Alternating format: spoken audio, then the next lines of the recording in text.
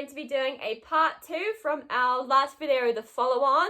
If you haven't seen that, the video is the good and the bad of buying a horse. It's going to be the follow-on from that video of how we discovered Ronnie and just how we found him and how we knew that he was right for us, for our dream pony. I'll just get right into it. So we were actively looking for horses, ponies / just ponies at this time. Our mum had just joined a Welsh Cobs Facebook page, and literally the day after, she was just scrolling on her newsfeed and this pony popped up. She wasn't even like on the page, she was just normally on Facebook, and he popped up just like it was meant to be. And it said Ronnie. It said Ronnie. And straight away, when mum was like, oh, I found a pony, like, he looks quite good. And I was like, oh, what's his name? She was like, Ronnie. And I just thought that was the cutest name that a pony could ever have. And she showed me the photos. He was 10 at the time. It basically described that he'd done a little bit of everything. He'd done some jumping. He'd done a tad, not much, a bit of dressage. He'd done like endurance and hunting and everything. It also said on the ad that he was a type of pony that the kids would stand on his back and jump off him onto a trampoline and keep bouncing, and he wouldn't care. So once we decided that we wanted to go and see him, we contacted our coach. And as I would only been riding for a year at that time, and mum had just got back into riding after a year, we went and saw every horse with our coach, which we mentioned in the last video. It's always important to go with at least one experienced person. So we took our coach and we went on a little road trip. It was about an hour drive, and I was so excited to see him. And as we got there, we were walking around the corner, and there he was, standing, tied up at his post. And the first thing that I thought when I saw him was, whoa, he is so chunky. And he had this, at the time, it seemed so, this humongous neck and this big round bottom. And then the second thing I noticed was his little frizzy fringe. Ronnie's owner was the most lovely lady. She breeds Welsh Cobs, and so she knew everything about them. She knew everything about Ronnie since he was born. She knew everything about his background and could tell us anything about him. And immediately she said, oh, do you want to just pop on his back now and you can slide off his bum? Like, he'll let you do anything. And with any other horse, my coach would have been like, oh, like, nah, we'll like see someone get on him first. But I think we all got that gut feeling that he was the safest pony ever.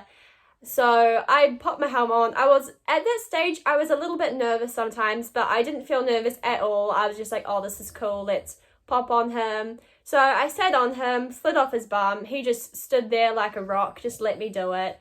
And from that moment there, I was like, oh, this is cool. Like, I think this pony, like, might be the one. Every pony I visited, I was like, is this pony the one? Maybe. But at that time, when I slid off his bum and he was just sitting like his staring ahead, I was like, oh, like, I'm excited. After that, we took him to the arena where I had a little ride on him. I did some trotting, some little jumps, and I even took him for a canter and a paddock. I was trying to make him go as fast as he could, and he just did like a little kind of slow canter, so that was good. He wasn't too forward. I really liked him straight away. I liked the way he moved. I liked the way he felt. I liked the way he listened to me. So we also went to a really steep hill, and I had to walk him all the way down the steep hill.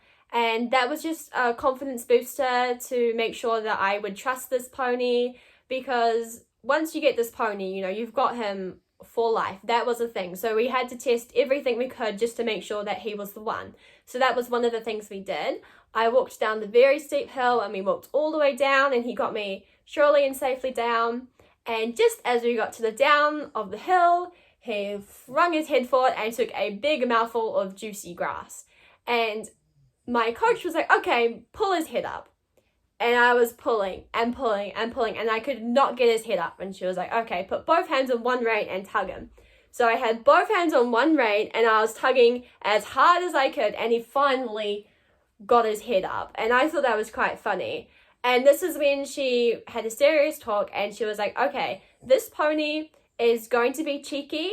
He's going to be strong. So she said that he has a ginormous neck, as we know, but he's going to be very strong.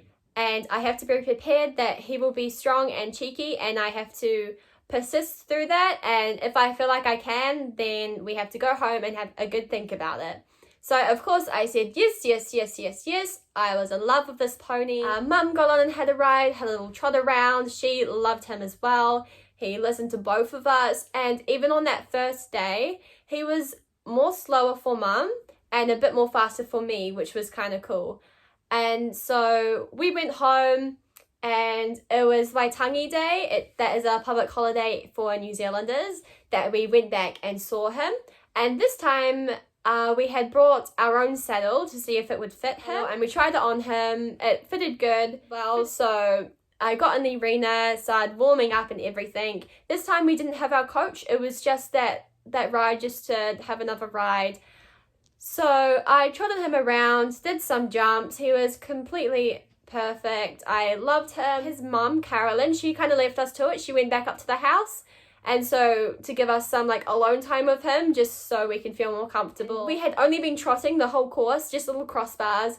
And so I started trotting towards this jump. He started to pick up a canter. And I was like, okay, that's fine. From the jump, he threw out his leg and did a quite big buck for me at the time. I wasn't really used to riding big bucks at that time. So it felt really big to me. And I remember I kicked out my stirrups and I kind of made myself fall off for some reason. I don't know why. I guess that was my mentality at the time. I don't know why I did that, but I kicked my stirrups out and I popped off, fell straight on my back, and it was really painful. I did this, we'll pop the video in. It's a bit blurry, but you can see what happens. And at the end you hear my dramatic scream because I really hurt my back.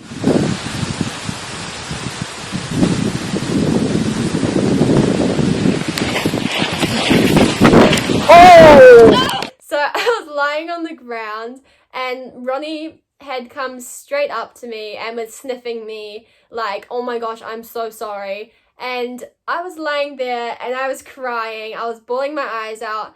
And the first thing I thought was, I do not want this pony. I am so scared of this pony. I am never getting on him again. And I started crying. And the first thing I said was, I don't want him. He's a mean pony. I was 14 at the time. So it was a bit young of me to say that, but that's what I was thinking. I said, I don't want him. He's a mean pony. Oh, so my mum rang the owners and they came straight down. And at that time I was kind of sitting up, really painful. And so the owner, Carolyn, and her daughter, Neve, who still is a phenomenal rider, she's an amazing rider, was like, okay, it might be the saddle. And so they took the saddle off. And she got on him bareback and she tore around the jumps and made him jump everything, and he was just perfect. After that, they went and got his personal saddle that fitted him, and she got on that, jumped around, he was also perfect. They said that he never bucks, and it was really out of the ordinary for him, so they thought that it was a saddle. We came to the conclusion that it was because the saddle that we brought actually didn't fit him properly, and he was trying to tell us that it was really hurting him. After some encouragement, I got back on him. My coach used to always ask, what's your confidence? 1 out of 10. 10 being the most confident. And as soon as, they asked me and I was sitting on him, I was like, oh yeah, I'm a 10. I feel okay. I knew it was a saddle and he felt fine again. And I knew he was really sorry, especially because after I fell off, he came straight over to me and sniffed me. And other ponies I'd ridden, if I had fell off, they'd just be out of the arena. I've never had a pony come back and sniff me when I've fallen off except for him. So that was another feeling as well. So after we'd got back from the arena, we took off his saddle and I got on him again bareback and just walked him around the driveway just nice and slowly, and he was just so calm. And even then I was like, okay, yeah, I feel really fine. I still really want him, Mum, please. Decided then that we did want to buy him. I know that I did get bucked off, but the thing is, we knew exactly why, and it's always good to have a pony that will tell you if something's wrong, because some horses that put up with it, then you'll never know if there's any underlying problem. So it was actually kind of a good thing. Like, he's the most safest pony, and if something's wrong, he'll let you know. We went through a lot with Lexi, you know, buying the completely wrong horse, being terrified of her, being inexperienced at the time. And it just shows that when you get more experience or have an experienced person with you, you can find that perfect horse. That is our story of how we found our dream pony. And I hope if you're looking for a horse or you want a horse, you will also find your dream pony.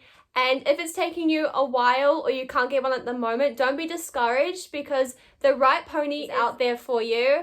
There is always a perfect pony waiting for you. Sometimes it just takes longer, and you just have to be persistent that one day you'll find him or her. We hope you guys enjoyed watching this video, and if you haven't already, please like and subscribe, as it really does help us out. We are going to post some videos of Ronnie on when we first got him. Hope you enjoy them, and we'll see you next time. Bye!